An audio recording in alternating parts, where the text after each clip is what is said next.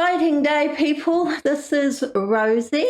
Hello, everybody. And this is going to be all about her coming into the day in her life before that and where it's taken her to now. Praise the day with just a little faith. If you put your mind to it, you can surely do it.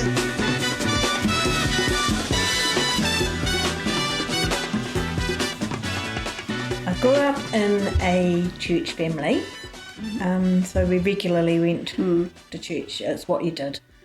God Baptist home. I guess a very significant thing that happened when I was little was that my mum died when I was 5. And that, Very impacting. Oh, yeah. It totally changed my personality. It really kind of made me very quiet and shy, introverted really. Yeah. It's interesting because I've been thinking about what I was going to say today, and God kind of showed me something which I hadn't really realised before, but it's kind of leads into a lot of the way that I've processed things since. Insight. Yeah. When my dad came into the room to tell my sister and I that my mum had died, I was bouncing on the bed, which I wasn't allowed to do. And so God just kind of highlighted for me that I've had this whole thing of doing something naughty, something bad happens. And consequences. Yeah. And really, when I stopped and thought about the way that I've been living a lot of the rest of my life, it's all been you do what you're supposed to do, because if you don't, something bad's going to happen. Like law. This is the opposite of what happens. Yeah. So, like I say, Christian home, which I really appreciate. That was wonderful. But Dad did shut down after my mum died emotionally. So I had real problems connecting with adults, anyone in authority. I was kind of scared of, and just, basically I was fine with friends, close friends in my family, and that was it. I didn't really talk to anybody else. I just couldn't cope. Hush not, child, and don't cry. Your folks might understand you. Beginning of your walk with God. Okay, when I was 12, I was on a camp over the Christmas holiday period for kids. Where was this in Christchurch? It was out at Glenroy Camp or something. Not that matters, it's kind of, We were in small groups of kids around our own age and stuff, and one girl was absolutely horrified when I said that I didn't know if I was a Christian or not. So that's when I prayed the prayer and everything like that. But really I had been reading my Bible, praying and everything all the time because before that. Because that's how you were brought up. And so probably I was a Christian a long time before that, but that's when I officially became one. And then, funnily enough, the same year that Mike got filled with the Spirit was the year that I got filled with the Spirit. Oh, really? Yeah, so part of the same move, I think. And they're funny parallels when we get to know each other. Yeah. So I was flatting by that stage, and I remember my dad coming up to me after I'd been filled with the Spirit and coming round to my flat and asking me all about it. And like I had real issues with talking openly about what I was feeling, because as a consequence of Mum dying, we didn't want to hurt Dad. You felt like you were being just full of self-pity if you showed any grief or any emotion about it, so everything just got tamped right down. So talking about anything emotional, like getting filled with the Spirit, is an emotional thing. Was really difficult with Dad. But got there in the end, and I remember him saying to me, I don't understand what it is, but I'm really happy for you, and I wish I could have it too. Oh, that's cool. Yeah, it was a bit heartbreaking, really, afterwards. It's good and bad side to it, yeah. But what that meant is that it put a real thirst in me to do whatever God wanted me to do. I ended up working with Baptist Youth Ministries down in Christchurch. What years are these? Your Uh, early working years? Yeah, early, yeah. Yeah, because it's... Well, 17 when I was filled with the Spirit, so I suppose I was about 19, I think. Yeah. I left my home church when I was 21, or just before I was 21. That was a major deal. I had so many people, old people in the church coming up to me. Was that a Baptist church? Yeah. Going, you'll be back! Yeah. And this is in Christchurch as well, in Christchurch. I forgot to say I was born in Christchurch, born and brought up in Christchurch. Yeah, so I worked with BYM. I can remember talking to Dad about it. Which is Baptist Youth Ministries. Sorry. And because my mum was upset about it, this is my stepmum, she thought I was just tossing in a really good job that I had to go and do something which, was no it guarantee of anything. No income? No, it was through a council work scheme. They managed to get funding for a year at a time. So I got 2 years out of that. But Dad was very supportive, and he said, you do whatever you want to do. Oh, he's lovely, your dad. He was so supportive. Yeah. Like he just couldn't, the way he showed emotion was just to be, well, he didn't really show emotion, but he was extremely supportive of whatever we did, and he never tried to push his own things onto us, So how long did you work in BYM? 2 years full time, but really quite impactful. Because it stood out in your conversation. Yeah. I think that's where I came across for the first time that there is grey. Not everything is black or white. Yeah. There is grey, and for me, that was quite a hard concept to understand. Yeah. I suppose as a protection thing with Mum dying and stuff, I had made the thing like you've got to follow the rules because then nothing bad will happen, and that meant you had to stick to whatever was the right thing to do. And so there was this way to do it, that was the only way to do it. And if you did anything else, then it was obviously bad wrong. Bad consequences. Yeah. So it was a very strong box, wasn't it? Yeah, very strong. And to hear an adult who I trusted, who I could be open with and talk honestly about what I was feeling with, say there's grey, that things aren't necessarily, this is the only way it can be. Is this the lady you worked for? Yes. Yes. Yeah. Mm-hmm. I'll give a little shout out to Marilyn Withers for anyone here who might know her. Yeah. She might actually listen to this. You never know. No, you never know. So anyway, she really did actually have a very big impact on my life. It was 2 years. Yeah. I would have thought it was longer than that. Oh yeah, I was because I was working. Not working. I was involved in youth group at the church, and I was a leader from when I was 17. Yeah. And so we did a lot of training through Baptist Youth Ministries. They trained leaders, and I did camps with them and stuff like that. So I'd had quite a lot to do with Mur before I worked with her. Yeah. Then I worked with her for the couple of years, and after that moved to Auckland because she had encouraged me to go to the next thing on our list, Bible school.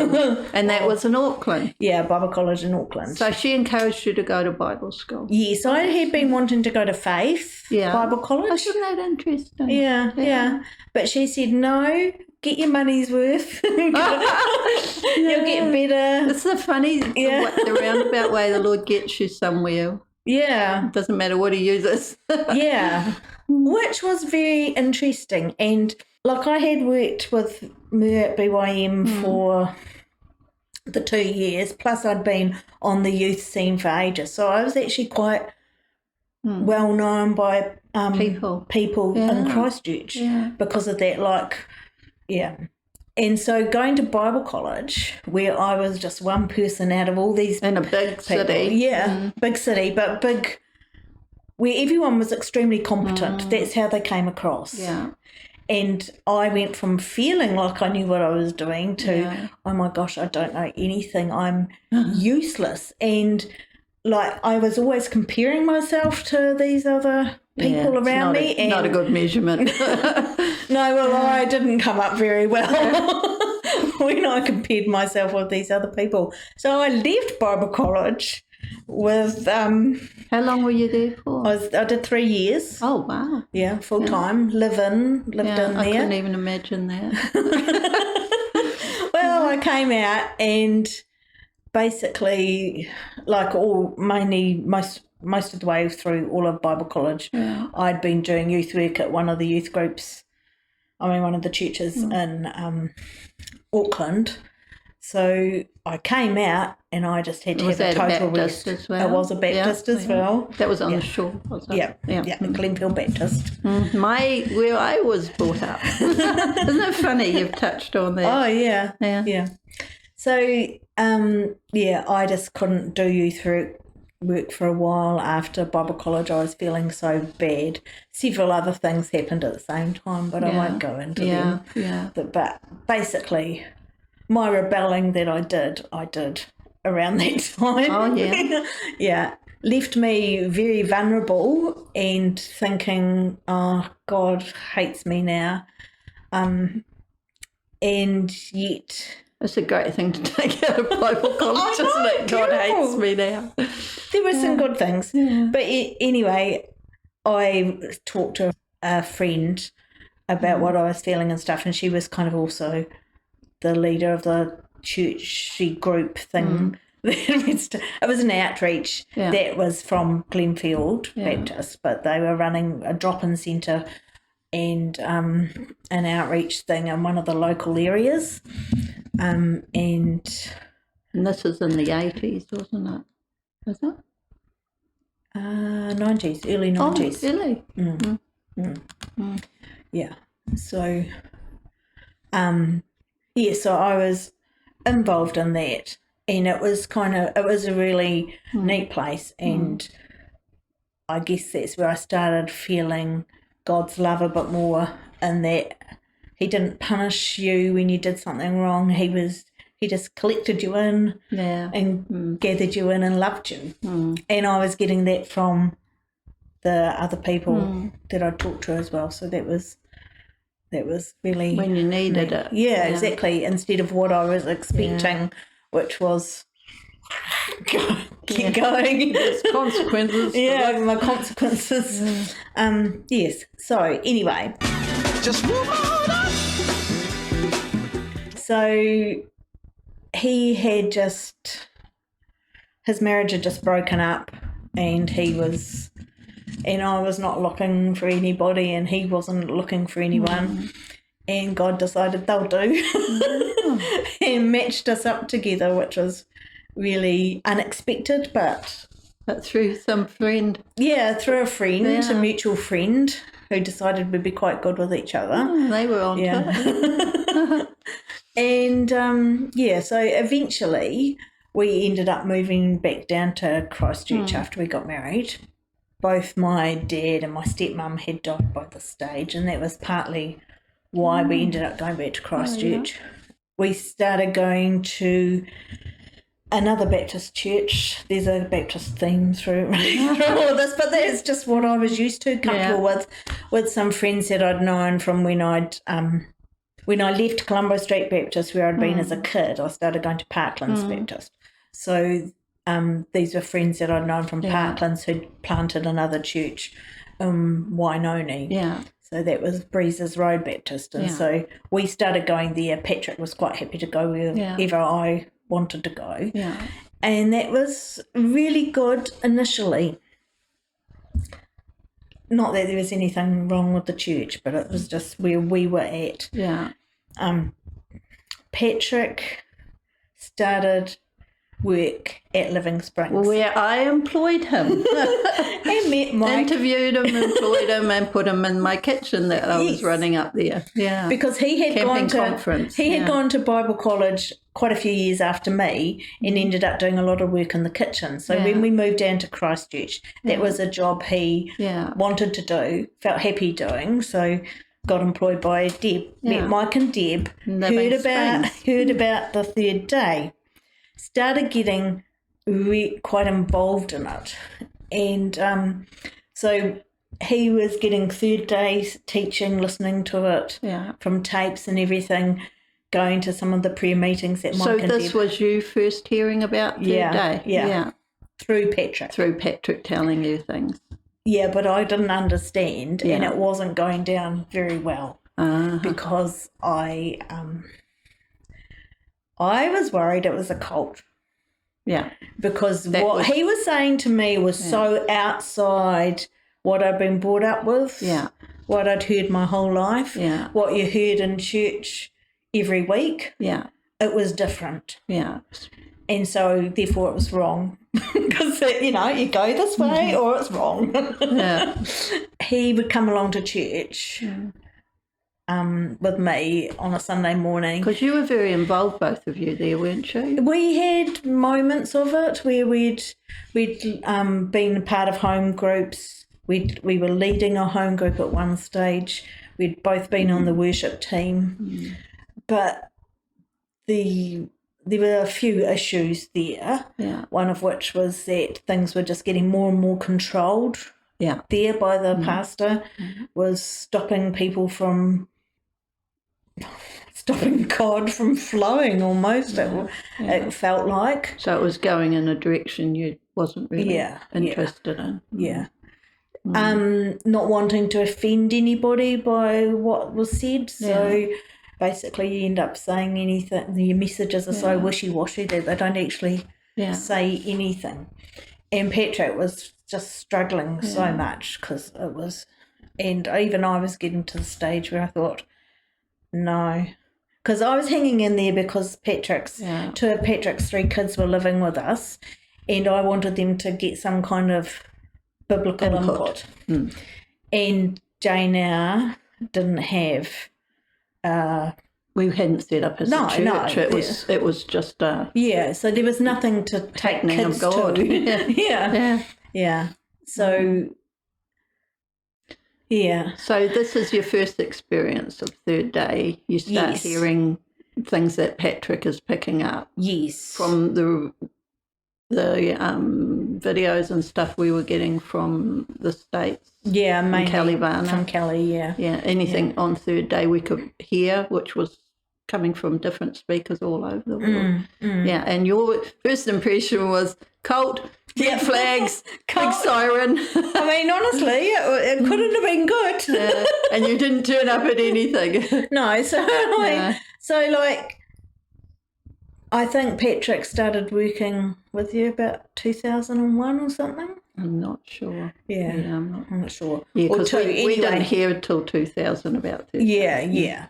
So 2005, Jesus Now had an Easter camp. Oh, yeah. And I came along to that. So that was it was a while, wasn't it? Yeah. He'd been involved for a good couple of years or so. So he stuck it out with me being miserable. And he still went to the Baptist. And still, with me. Oh, not with me. That sounded like he was being miserable with me. What I meant was going with me along to the Baptist church every Sunday and really, really struggling with it. But he stuck it out because that's what I felt we should be doing with the kids and everything. And then we went on this Easter camp. God gave me this dream the first night we were there, and it was like, I can still remember it really clearly.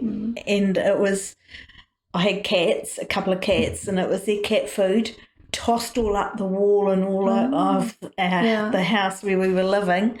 And it was very much like, time to go, get rid of that. Don't worry about cleaning up a mess, time to leave. And that was the impression I was left with. So it was like, okay, all right, so it's time to leave Breezes Road and commit ourselves to Jesus Now. So that's what we did. And we had started the Jesus Now church. Yeah, the church had started by then. Yeah. So I did the Sure Foundations course with Mike. I was probably on the first course, I think. Yeah. And group of people you didn't ever meet before. No, who were, and still quite close with quite a lot of them. Yeah. And yes, it was hard to understand a lot of it at first, but I just had to believe it was going in. Yeah. You know, and that I was taking it in and learning stuff, even though, you know, and I'd try to explain things to my sisters and they'd be looking at me like I was, what are you going on about? but really interesting stuff as well. Toward your destination, though you may find. I would have to say that I had a real issue with being, I suppose, judgmental, because I had tried living my whole life with you've got to do it this way. Yeah. And so I struggled with people doing things a different way than the way that I saw was the correct way to do it. Mm-hmm. And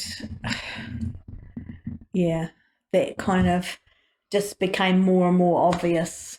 I guess the main difference that I would have to say is that I was trying to do it all. I was trying to keep God happy by what I did. Christian. Be a good Christian. Yeah, very much. Be a good Christian. Yeah. So working hard on my salvation. Go Paul.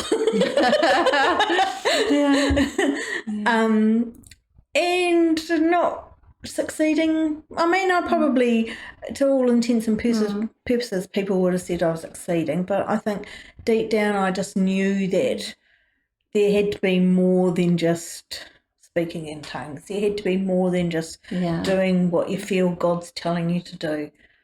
I was finite. There was only so much I could physically do myself. Yeah. Coming to that realization's part of coming into the day, isn't it? Yeah. And there has to be something more. I think past Pentecost. Yeah. That one of the main things for me was the whole rest. Yeah. That coming into rest. Yeah. That it's not up to me.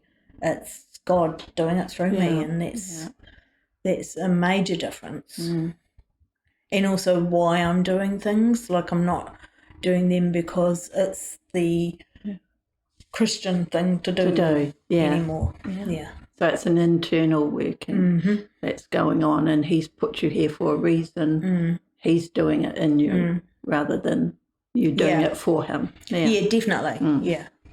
It's much easier to live with. Yeah. I'm probably a lot easier to live with.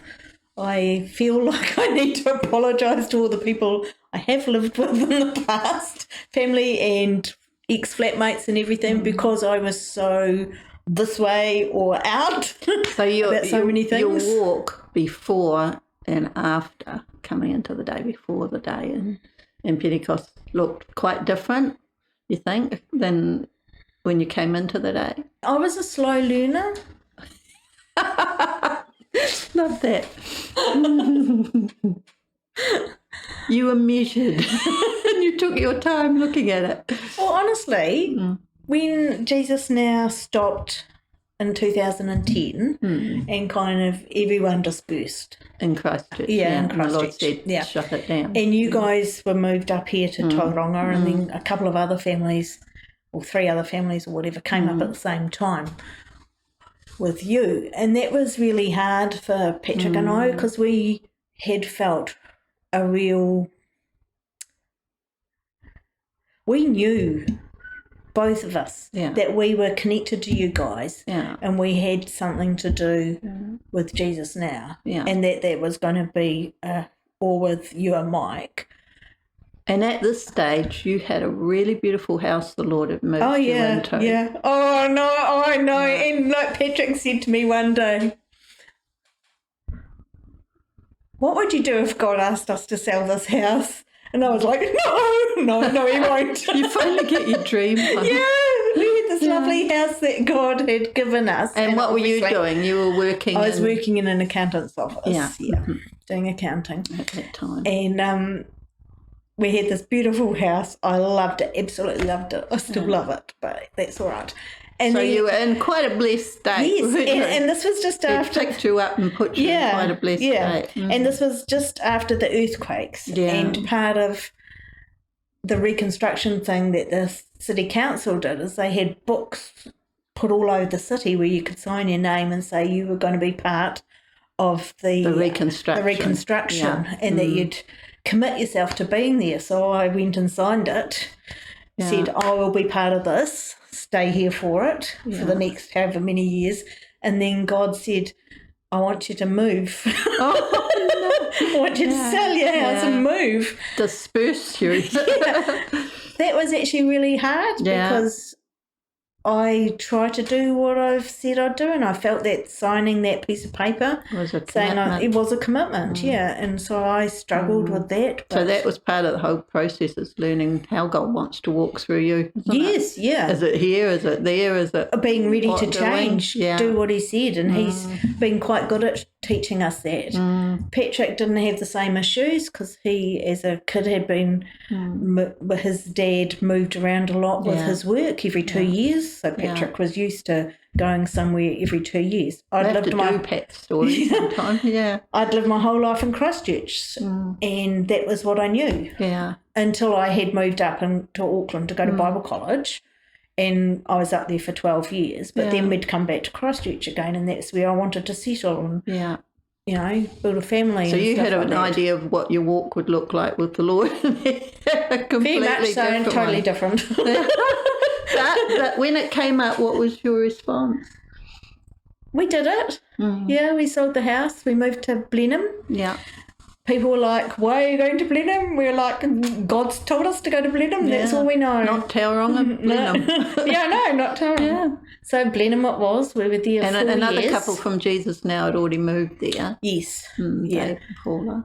So we thought maybe we're, going to have a lot to do with them. Well, that didn't happen initially, but one thing I've learnt from God is, you've got to expect great things, and that's good, but don't have any preconceived ideas about what they look like. What they're going to be like. Because every time we've moved or started something new or whatever, we both thought, this is going to be like this, and it's never ever been like it. We were totally thinking different. about that this morning, exactly that.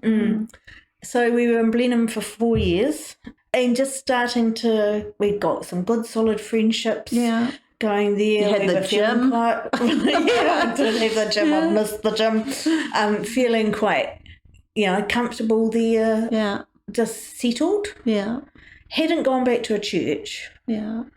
We were still feeling very attached to everyone from Jesus Now, like they were still our family. Come back to a church. Isn't it funny the way we used to think you are the church? Wow. And gone back. Yeah. And there was no real third day connection around there except for Paula and Dave that you knew of. Anyway. Not that we knew of, no. But you had a lot of friends that you'd made. Yeah. And then what happens? After 4 years, God says, I want you to move again. So Patrick goes, well, I picked where we were going last time through God telling him. Yeah. He said, you decide this time. You hear this time. So I said, okay, Motueka. Which is Nelson region. Which is, not that far. I loved it. We both loved it there. Absolutely Small loved town. it. Yeah, it was just fantastic. And there was Tess and Luke there who had been in the early days of Jesus Now. And they'd gone to England and come back and they'd settled there. So you knew somebody in the region. Yeah, we knew somebody. Did you have a preconceived idea how it was going to go? Once again. The time with Luke and Tess, and no. Didn't happen. But that's okay. Yeah. So we were there 3.5 hours. Oh, what? Well, years. 3.5 years. 3.5 years. I went very quickly. And you were doing...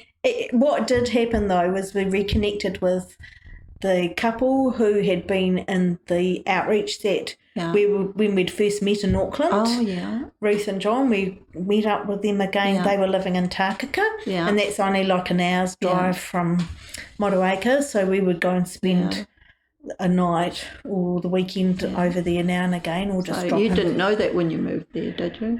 We did, but we hadn't really clicked about it, but we reconnected. Yeah. Patrick he knew them, but not as well as I did, kind of thing. But yeah, that was really good. And they were going through a really hard time with their family at that stage, and we were able to be there and support them, which is not at all why we thought we would be there. But I think that probably that is a lot of why we were in Mott for that time. So you discovered, looking back, that's what the whole thing was about. And I think it was. Yeah. And what do you think it was about, like, for you two? Because you've pretty much not got anything else apart from Pat got a job there and you doing the accounting. And I was doing accounting working from home. But this was the first time working from home? I'd done it during the earthquakes, after the earthquakes, I should say, in Christchurch. I had, and Glenn and I had a part-time job 3 days a week in an accountant's office, and then twice 2 days working from home. So I'd kind of shifted half to home, and then from Mott it was totally from home. Okay. Yeah. Which has been very helpful because that's what I'm still doing. Yeah. It's something that's more embedded now. Yeah. So that's, And it's a growing time too. The way he has moved you, and it's not been reliant on others around you. No. It's been a growing time for the two of you. Particularly for me, though, because I had always had my family around. You always initially. had the support things. Like my family, my sisters were my best friends. Yeah. And so they were always How many there. of them? 3. Same as me. And so we didn't need a lot of other people. When Mum died, it kind of pulled the whole family in close, and then other things that happened in the family kept us really close. And so we were all good friends with each other. And you still have is it weekly phone calls? Fortnightly. Oh, Zoom calls that we started after the earthquakes. Isn't it cool, all the technology now? COVID. Yeah, for that kind of thing. Yeah, it's great. Complication. What was the next part of your journey? We're still in touch with you guys. And because we're still all a church, we've discovered. Yes, even though no one was going anywhere. And I think by, going to a physical church or, I think that was such an important time for me, particularly having been churchified my whole life up until we left Christchurch, basically. To then not, like, it was a major deal. So I felt so guilty for years. I was trying to think about when it stopped feeling guilty, and I think it was almost maybe in Motueka, but maybe when we came up here, even not feeling bad about having a sleep in on a Sunday morning and not going to church. Yeah.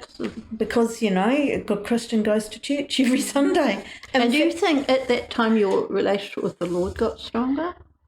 Being, separate from... It was really interesting. It probably did, but not in an obvious way. Yeah. It was weird. I stopped reading my Bible. I think God did this on purpose. To break some patterns. He had to stop me being so religious about things that I had to read my Bible. I had to go to church. It had to look like this. It had to be in this pattern. You have to do this. It's interesting. Or you're not a good Christian. This is a funny wee story from when I was flatting up in Auckland, pre-Patrick. But I had some friends from Christchurch come up and stay for the weekend, and there was Baptist Assembly on in Auckland, and so they were going to an open meeting on the Sunday morning. All the hot water had gone, so I didn't go because I was like, I can't go to church without being showered. Well, there probably was an element of that, but also I don't function very well without a shower. It wakes me up and makes me feel like a human. Well, a person, less of an animal. And I found out years later from a friend who told me that some of the people who'd gone up there, who were my old youth group leaders from when I'd been at Parklands Baptist, had gone back to Christchurch and started having everyone praying for me because I was backsliding. Because you didn't go for one on the Sunday morning. It's just people's values, eh? Yeah. Yeah. Yeah, so anyway, Now, they would have been totally horrified to know that I didn't open my Bible for years. something's But I know, and I was so worried getting back into things when we came up here. Like, the Bible was like a new thing, but I think it was like a pop-up book. That's how I explain it. I lived and breathed the Bible because I'm a book person anyway, like you are. Yeah. And it slept with me as a child, and I read it from cover to cover more than once. And you did. You lived the Bible.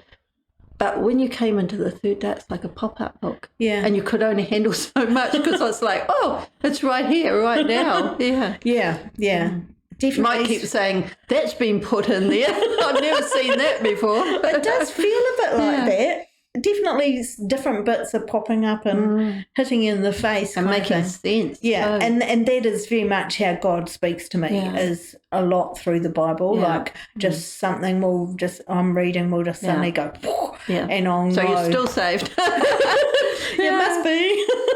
You moved up here. Yes. Because the Lord told you to. Yes, he told us to come up here and help you start a church. Start the Jesus Now Tauranga Church. Yes. Which we all thought was, of course, going to be we thought traditional church. Yeah, we had the wrong picture. Just like we were saying, you get these pictures and you try not to have a mindset. We kept saying we don't know what it's going to look like, and we really didn't.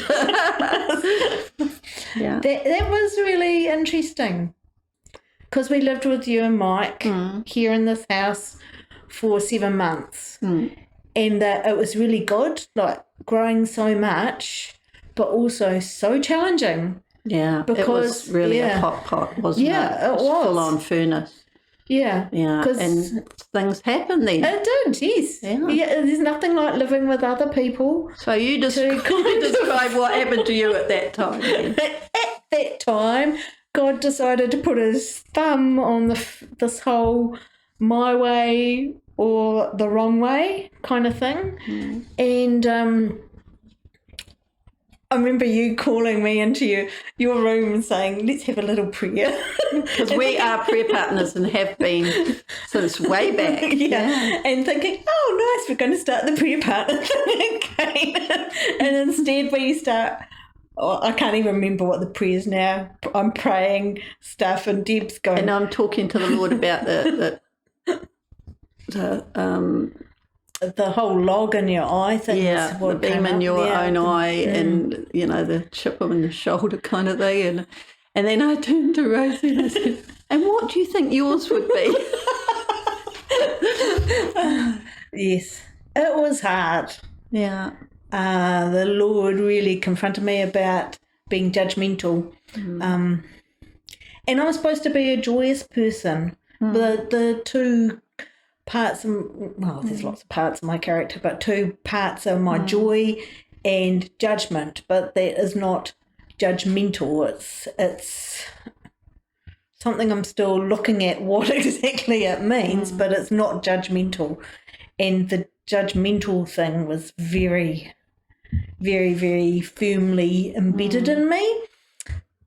And have come to, like, since doing the paradigms that Mike's been looking at with Hannah over the last few weeks, realise that whole religious spirit was judgmental. Yeah, judgmental and so firmly in me. Yeah.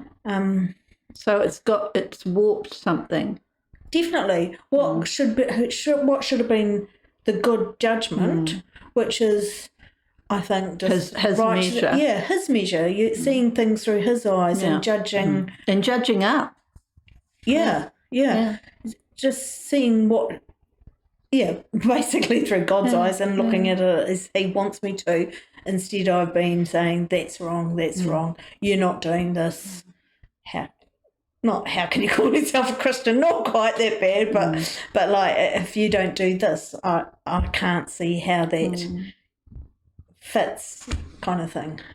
So he's really been challenging me on that, and you're still going through it. Oh yeah, really, yeah. Because it's something I constantly look at.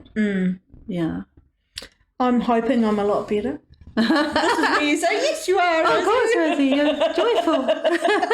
It's an ongoing process. This surely is the is. process we're still in, the unveiling. Yeah. Coming into the day, finding out who you really are. Yeah. And what he wants to come through you. Yeah. As. It's all, it's all very much a journey. Yourself. Yeah. Like, for me, my weight has always been like a major thing. So it's like, forget about that. You know, stop judging yourself, because I judge myself as much as I judge others. Yeah. Yeah, you've got to see yourself as God sees you. Yeah. He loves me. Yeah. So, yeah. I've got to start loving myself. What I'm loving is the fact that I'm hearing stuff that I've never heard before all those years in church. Yeah. You'd get the same story. Well, basically, because all the sermons are usually based on the Bible, right? Yeah. So you're just hearing the same things again and again and again for years with nothing. If you're lucky, you leave church feeling uplifted, but that's often because there's been a nice worship time. Yeah. Or somebody prayed for you, or something nice happened. You might have felt a touch of the Holy Spirit or something. But often you came out of church feeling condemned. Yeah. Like, I can't do that. I try that. It enough. I do it for a day and then I've blown it, kind of thing. I might make it through Monday. If I'm lucky. Doubtful. Just hang on to the Wednesday night prayer meeting so that I can get propped up again, kind of thing. The paradigms, well, in fact, everything from third day, but particularly, like I had, not that I'd heard it before, but the Sure Foundation stuff and everything like that. Like, Patrick and I listen to everything that is put out. Yeah. We love it. Yeah. So, but all that stuff we had heard before. But when we started moving into the desert and the mountain and the river started to and speak clouds, the desert. Yeah. Yeah, that all is new stuff. Yeah. And it's like, whoa. So being in a place where we can access this revelation, hear it said out, spoken out over everyone. It's amazing. Yeah. Yeah. And it's a real call up. Yeah. Like coming up to where God is, where He's seated in the heavenly places instead of trudging around on earth, you know? Yeah. Yeah. Yeah.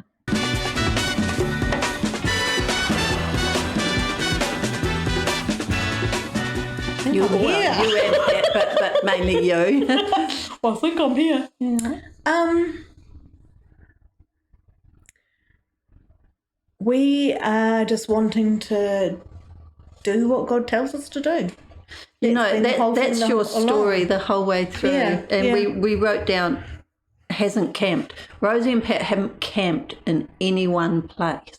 And that's remarkable, because a lot of the time, and you read it in the old Bible stories, they stopped at this oasis, they camped at so-and-so. You haven't camped, you've kept moving as the Lord's moved you, and physically moved you from place to place, but also spiritually, you haven't camped. Yeah. You didn't stay at that revelation. You didn't stay when He spoke to you with that and just camped on it. You kept moving. When we were here, it was very challenging, like I say, because God was bringing up a lot of issues in both of us that needed to be dealt with. It was, And it would have been really easy to run away, to say, this is a bad mistake, we'll just move out. And possibly some people thought that did happen when we left after only 7 months. But again, it was God just saying, space, you need a space. Yeah. We'll take the heat off for a wee while. And Yeah. So for both of us, we just want to do what God wants us, was telling us to do. We want to see the third day spoken out over the whole world, that everyone needs to know this. See the feast come in fully. Yeah. See everybody at the table. See people fulfilled in who they're supposed to be, and in Him coming through. See God actually, what happened with the the first apostles and everything like that, when they'd walk around, people were healed and stuff like that. And that to be normal, everyday the normal occurrence. Christian experience. That's something I've always wanted and longed for and stuff. And I think still the fire in the belly. yeah, still the fire in the belly. Yeah, things that is totally different from what I expected, but that's good. Yeah, that's the whole thing about the day. You've got a compass. You haven't got a map. Yeah, He's got the blueprint. And you have to be that close with him because you need to know what he's saying next, what he's doing next. And that's, I guess, what is happening is that just learning more to listen to exactly what he's saying when he's saying it. And anything he wants to put his finger on. Yeah. I would love to have him talking directly into my ear all the time like you do and like Mike does and stuff like that. It doesn't necessarily happen like that with me, but I know when you definitely hear from the Lord. Yeah, I do know, and I do, know things, and it's becoming more clearer. So that's neat. And the corporate too. Oh yeah, it's deeper. Yes. In this day. Yes. In this feast. We couldn't do this. You know it's essential to have essential. Everyone. Absolutely. Absolutely. Yeah. I keep saying to Patrick, I'm so glad that we're doing this together. Yeah. But I'm so glad that together we're doing it with everybody else because it's just a fun adventure. And let's face it, adventures are always more fun when you're with other people. Yeah, if you're out on the frontier, you need everybody. Yeah. When those Indians come. It's like, you need that for survival. Yeah. You need everybody and Christ in everyone. Yeah. Yeah. Like we found out, you and me, with the beam in your own eye. Yeah. And mine, you need everyone. And there's a time of trusting that somebody's going to hear because you just can't see it. Yes. Yeah. And not taking offence about it when people point out. Which was my thing. So between the two of us, we cover quite. That you're willing to accept people speaking into your life, I guess. And that's part of the whole trust. Yeah. Very much so. Yeah. Yeah, the corporate is such a strong thing. So where I'm at now, I guess, is that I'm expecting great things. Yeah. But like I said before, no preconceptions about what they're going to look like. Yeah. Yeah. Well, thank you very much, Rosie. That's all right. Everybody's got to know you now. Yeah. Another member of Jesus now. And that's all good news. Ended it on a very positive note. Yes, it is good news. Though there may be wet road ahead and you cannot slip, just move on up. For peace you find into the steeple of beautiful people where there's only one kind.